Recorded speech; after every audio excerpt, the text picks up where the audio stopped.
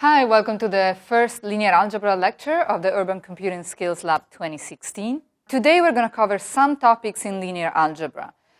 This is really basically an introductory crash course on linear algebra, so I realize that for some of you, this material may be rather unfamiliar if you don't have a scientific background, and it may be a little bit dry at moments. So let me just clear out that the goal of this session is not to make you proficient in linear algebra, it's just to give you enough of an overview that we speak the same language, that when we address topics that involve linear algebra, when we talk about algorithms that involve matrix operations, for example, as we will, one example is PCA, which is a topic that will be developed and discussed in advanced data science as well as principle of urban informatics, we don't have to explain to you what a matrix is or how matrices are multiplied. So keep in mind the goal of this session is to give you an overview. And the material that we will cover is not complete and is not detailed because of that. So why do we even bother studying linear algebra and discussing linear algebra with you? It turns out that linear algebra is at the core of a lot of algorithms. And therefore, it's really important when you do any data science or data-driven field to understand the basics of linear algebra, to be able to understand what the algorithm that processes our data and give us results are. The linear algebra essentially provides an efficient way to solve sets of linear equations, and we will see in a little bit more detail what that means. But just to understand that most computational problems, most data science problems, and therefore most urban informatics problems are actually require solving sets of linear equations that sometimes are very, very complex in very, very highly dimensional spaces. Linear algebra provides us the tool to solve those equations. Examples of applications of linear algebra in data science and data-driven problems are, for example, finding patterns in data. Finding patterns in data essentially comes down to an operation which we will review, which is called dot product between vectors, which assesses the similarity of two objects. Through these kind of operations, we can build matrices of similarity. And the disciplines that use these matrices are very common in the recent years as network analysis and graph theories are becoming more and more important in data science. Here is an example of a graph representation of a matrix of similarity, which represents the similarity of news articles during the election period. So this pretty plot is just simply a representation of similarity between objects. And the object of this space, in this case, are news articles during an electoral campaign. Another example of where linear algebra comes in very, very handy is image processing. In general, large matrix processing, and images can be thought of as matrix objects, arrays of numbers. For example, all things that we do when we process an image, such as rotating the image, reflecting the image, those are linear algebra problems that comes down to solving sets of linear equations. Another very, very common problem that we will come across over and over again in the course of your curriculum is regression, linear regression, finding the best line that fits a data set. And this can be done here. You see a two-dimensional example, but it can be done in very highly dimensional parameter spaces. That is also a problem that can be solved in linear algebra. So the outline of today's lecture, what we're going to see for the moment, we're just going to see what the elements of linear algebra are, what the objects that we deal with in linear algebra, and how they relate to each other. So we're going to talk about what is a vector, we're going to talk about what is a matrix, and we're going to talk about vectors and matrix transformations, how they operate on each other. Let's begin with vectors. At this stage, all I want you to think of is that a vector is a bag of numbers. It's a collection of n numbers in an n-dimensional parameter space. This is already perhaps a bit of a handful, so let's simplify this down by bringing our analysis to a two-dimensional parameter space, which is something that we're very accustomed with. So a vector in 2 dimensions is a collection of 2 numbers corresponding to the 2 dimensions of the parameter space.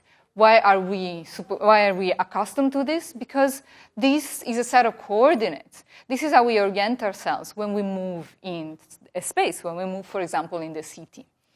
Let's look at a map of New York City, a map of Manhattan, and let's assume that we are at the origin. At this time, we're in Central Park, in the center of the park. And then we want to get to a place that is several blocks east and several blocks south.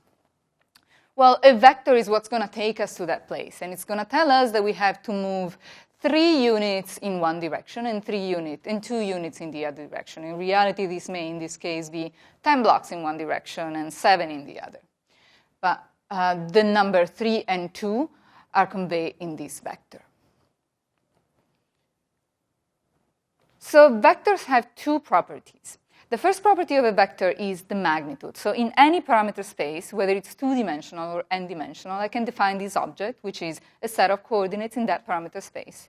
And that has 2 properties, the first one being the magnitude. The magnitude is the length of the vector. If we represent the vector as an arrow that starts at the origin of my parameter space, which is a point that I arbitrarily decide is the point 0. In the previous example, that was the center of Central Park. Then the length of the arrow that joins the origin to the point represented by the vector, here 3, 2, is the magnitude of the vector. This is a vector of the same magnitude, but with a different orientation. But still, the coordinates are 2 and 3 in this case, and the magnitude of the vector hasn't changed. The distance, the straight line distance between the point that the vector represents and the origin has not changed. This is a point in space represented by the vector 2 and 6. That vector has a different magnitude because the distance between the origin and the point is now larger. The magnitude of the vector, mathematically, is the square root of the square of the 2 coordinates. So x squared plus y squared, square rooted, which in the case of 2 and 6 becomes 6.3. This is another vector, different orientation, also magnitude 6.3. The second property of vectors is their direction. Their direction indicates where they're pointing in the space.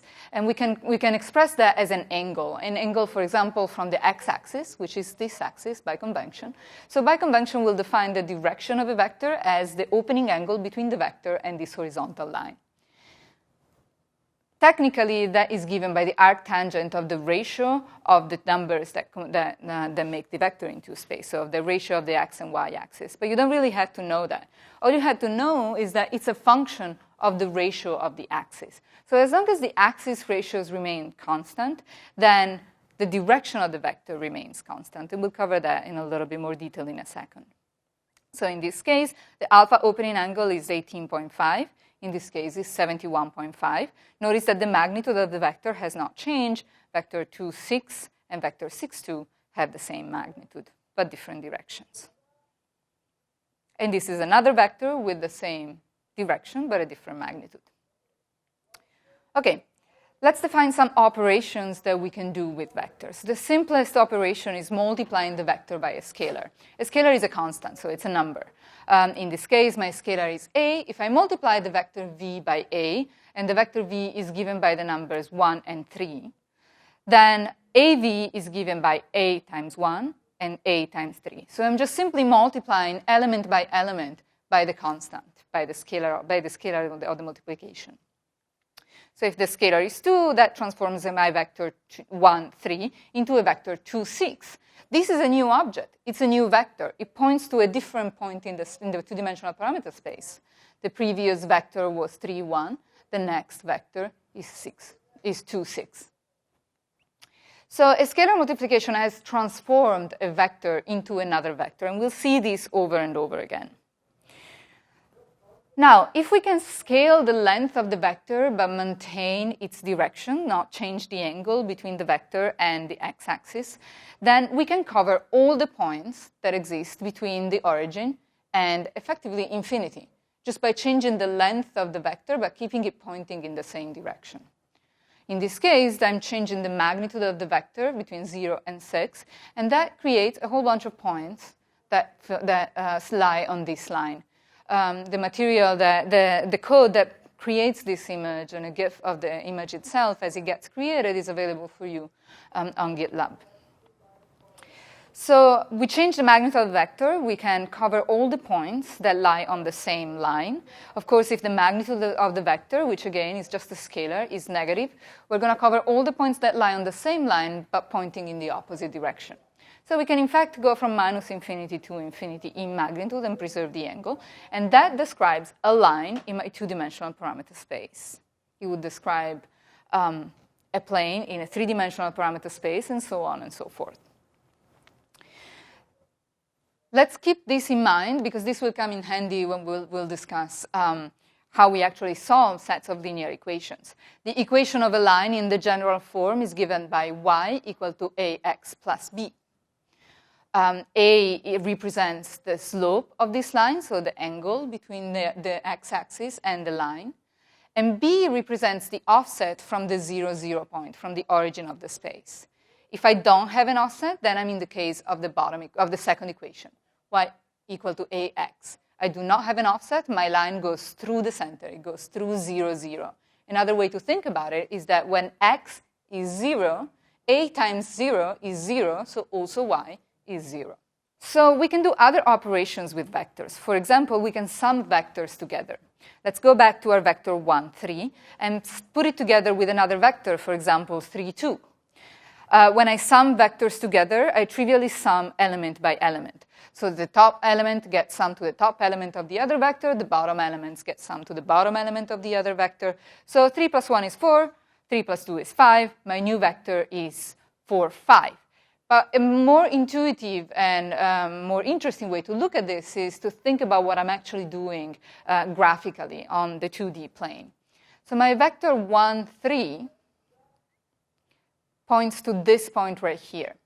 If I want to sum another vector for 3, 2, what I'm going to do is attach the second vector, the tail of the second vector to the head of the first vector. So I'm attaching the beginning of the arrow to the arrowhead of the first vector.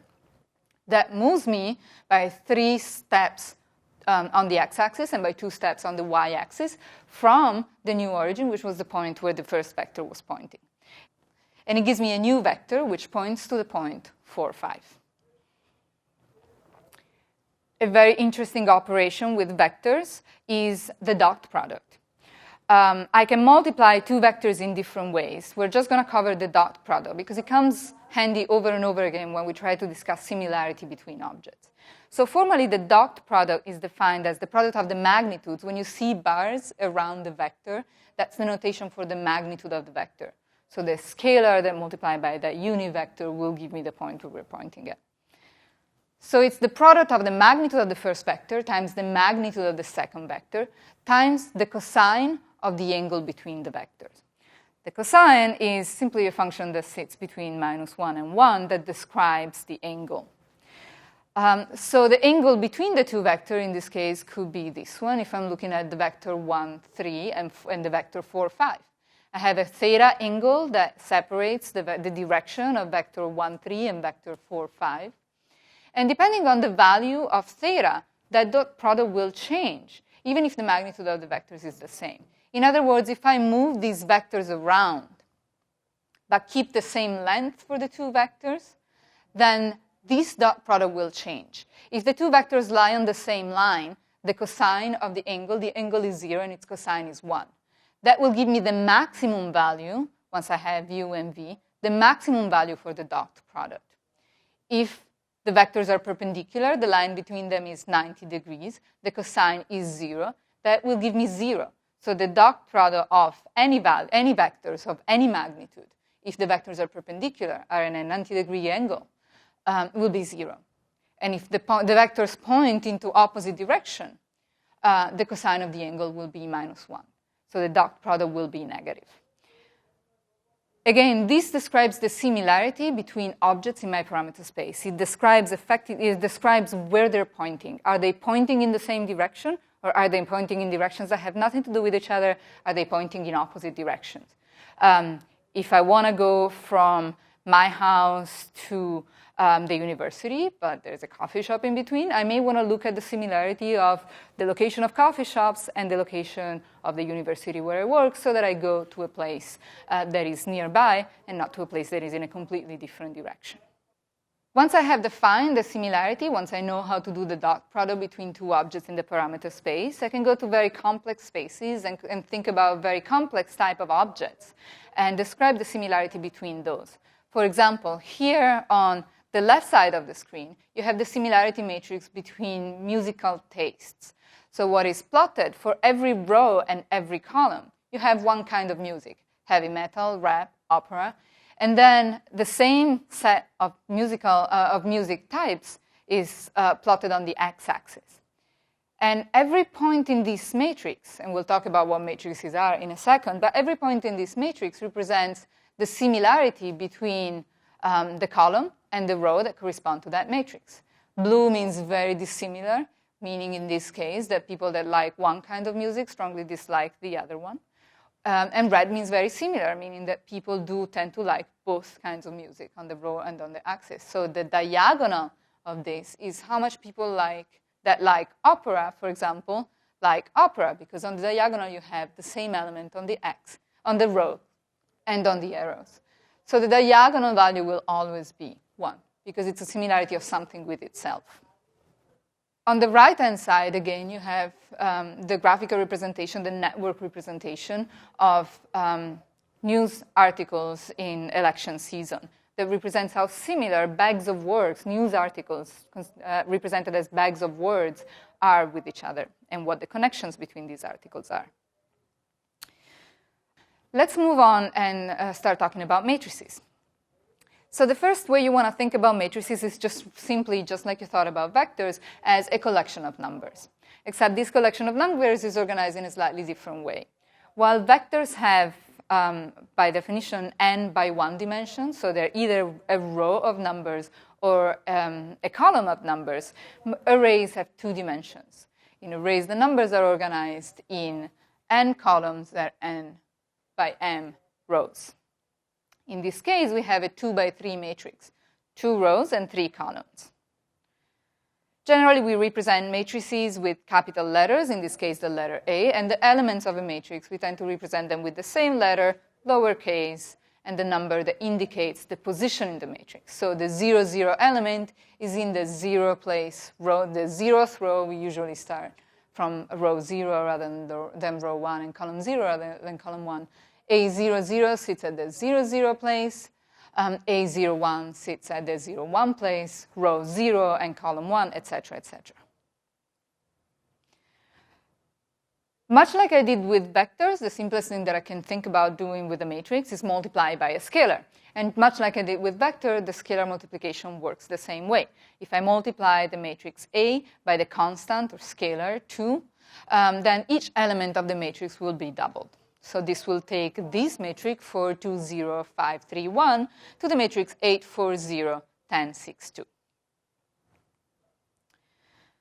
I can also sum matrices with each other, just like I did with vectors. And just like I did with vectors, this will be a sum element by element. So the 0th element of the matrix A, 0, 0, will be summed to the 0, 0 element of the matrix B. The 0, 1 element will be summed to the 0, 1 element, etc., etc. I will end up with a matrix that is A0, 0 plus B0, 0 in the first element, A0, 1 plus B0, 1 in the second element, etc., etc. And the elements, the resulting matrix will have 1 element for every element pairs.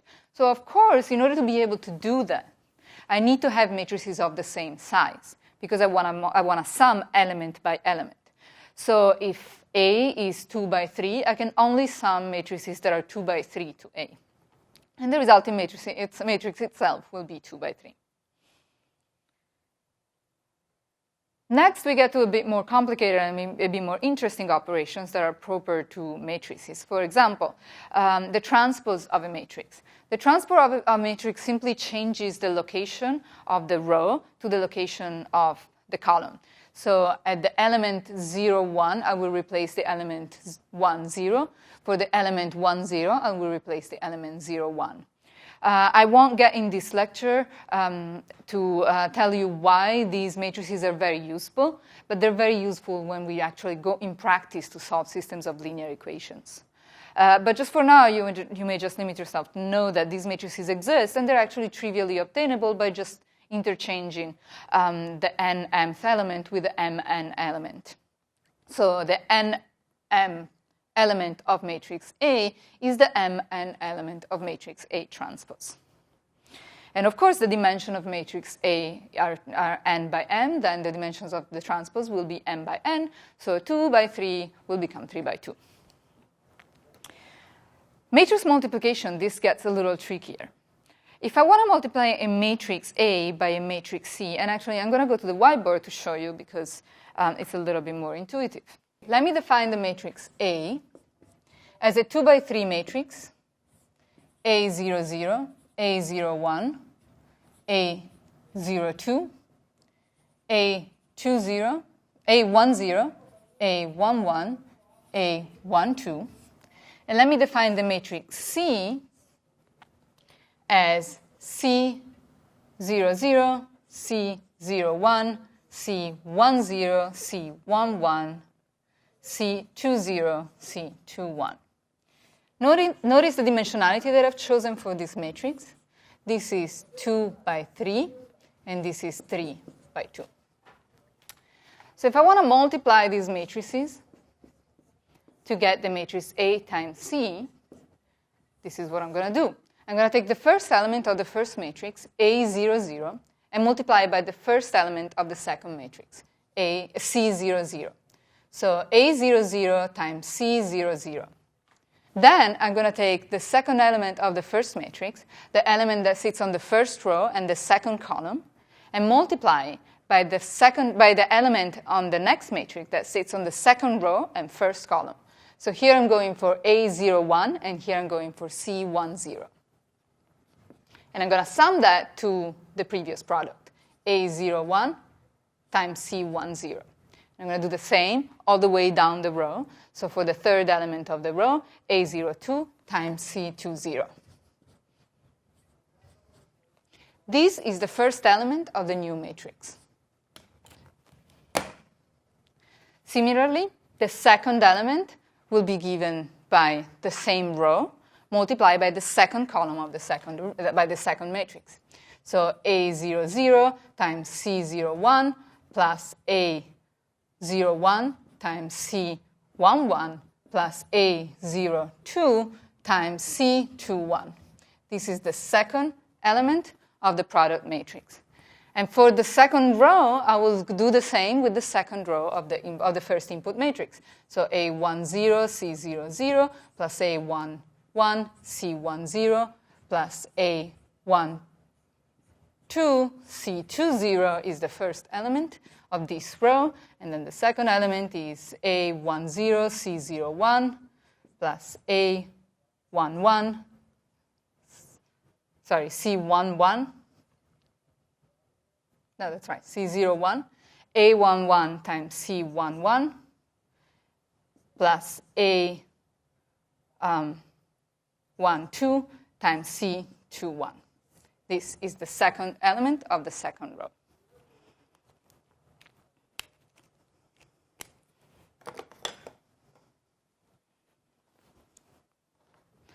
So here you have a few more examples done with both letters with indices.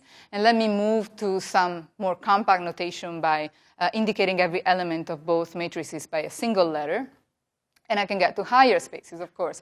This is a 2 by 3 matrix for A and a 3 by 4 matrix for B. So, and of course, the resulting matrix will be larger because the input matrices are larger. Notice, however, that I have always had one rule in mind, which is that the number of columns in the first matrix has to be the same as the number of rows in the second matrix. So the inner dimension, 2 by 3, multiplied by a matrix that is 3 by 4, the inner dimension has to coincide. The number of columns in the first matrix has to be the same as the number of rows in the second matrix that goes in the product. Otherwise, the matrix multiplication is just simply not defined. And you can actually visualize that and imagine that by looking at how we actually solve this matrix multiplication. Notice also that the size of the resulting matrix is actually driven by the other dimensions of the matrix.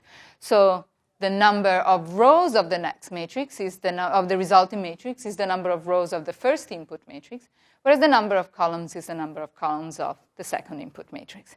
So the resulting matrix has the outer dimensions, but the inner dimensions have to be the same. Okay. let's actually mix things together and now see if we can put a matrix and take a matrix and multiply it by a vector.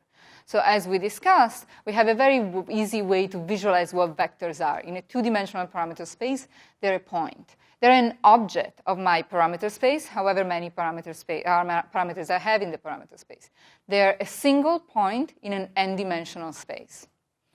So let's go back to our vector 3, 1, and let's try and multiply. Let's try and multiply the matrix 2, 1, 0, 3 by the vector 3, 1. The rules that I demanded earlier is respected because this array is of size 2 by 2, and my vector is of size 2 by 1. So if I take the product, I do it just like I did it on the whiteboard, 2 times 3, 1 times 3 times 2 plus 1, and 0 times 3 plus 3 times 1, and I have 5 and 3. Notice that this is a new vector. This is a new object in the same space.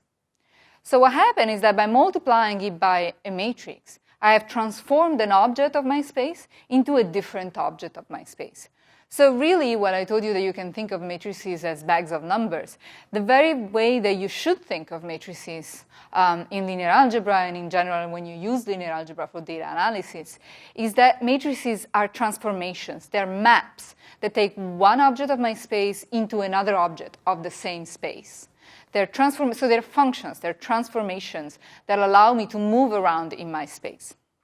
So, for example, here, my vector 3, 1 that was pointing to this point is now a vector 5. So my vector 3, 1 is now a vector 5, 3 that points to a different point of the same space.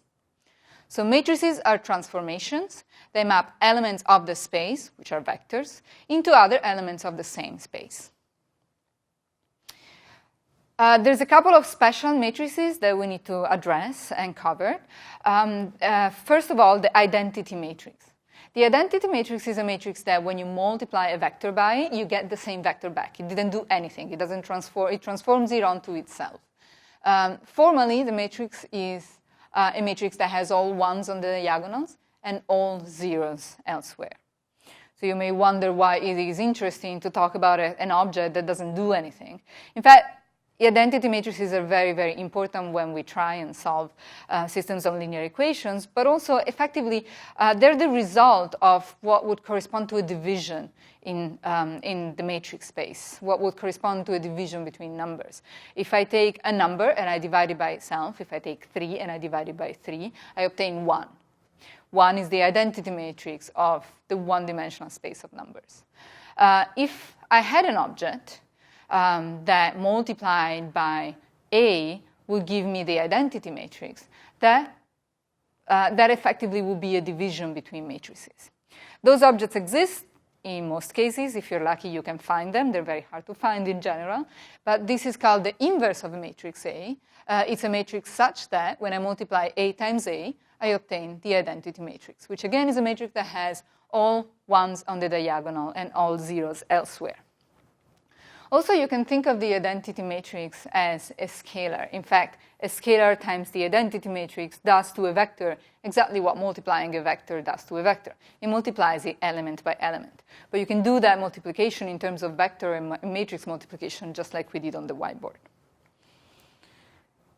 Another important matrix that is similar to the identity matrix formally in its structure, but actually does transform vectors, is a matrix that allows me to reflect vectors with respect to one of the axes. For example, if I take the matrix that has 1 on the first row and minus 1 on the second row in this parameter space, and it only has diagonal elements, that will reflect the vector with respect to the x-axis and give me a vector of the same length and opposite direction with respect to the x-axis. So when we talk about images, if you want to flip an image on its axis, we do that by multiplying it by a similar matrix. Lastly, we can do rotations. Rotations are done with matrices that have as elements sines and cosines.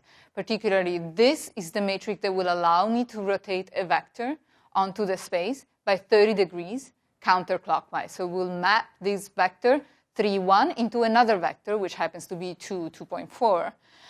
It will not change its magnitude. It simply rotated the arrow. It didn't change the length. And you can prove it by yourself by noticing that 3 squared plus 1 is the same as 2 squared plus 2.4 squared. Remember that the magnitude of a vector is given by the square root of the sum of the square elements. And this is another rotation. Earlier we had a rotation by 30 degrees, and here we have a rotation by 160 degrees. That transforms the vector onto a version of itself that is rotated but doesn't stretch it. So basically, now that we know that we can stretch a vector and cover all of the points on a line in our two-dimensional parameter space, or n-dimensional, or the corresponding in an n-dimensional parameter space, and we know that we can rotate the vector by using matrices to any arbitrary angle, effectively we can cover any point of that parameter space with linear algebra operations. We can indicate with a vector and a matrix, we can indicate any point of the parameter space. Examples of when these kind of operations become handy, again, are many, but the most intuitive ones are when we do image processing. Think of images as vectors in an images parameter space, in a parameter space, the objects of which are two-dimensional images. You can rotate these images, you can reflect these images. This is a rotation done in linear algebra, and the rotation itself is developed in the IPython notebooks that go with this class. That's all I had for now.